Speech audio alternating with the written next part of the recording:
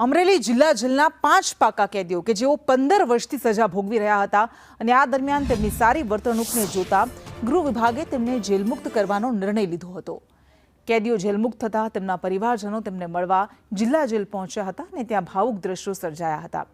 રાજ્ય સરકારના ગૃહ વિભાગના હુકમ અને ભારતીય નાગરિક સુરક્ષા સંહિતા 2023ની કલમ 473 અને 475 હેઠળ રાજ્ય સરકારને પ્રાપ્ત સત્તાનો ઉપયોગ કરી આ નિર્ણય લેવાયો।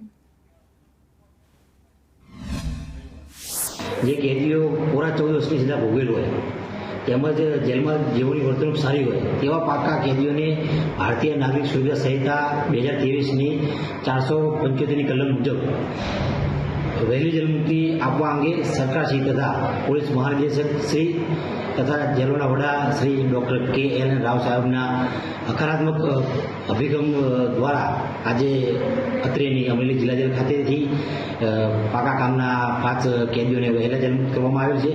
તેમજ વહેલા જેલમુક્ત થતા 5 પાકા કેદીઓને હું જણાવું છું કે તેઓ સમાજમાં એક સારા અને સાચા નાગરિક બનીને પુનઃસ્થાપિત થાય એવી અમે સુવિધા પાઠવું છું।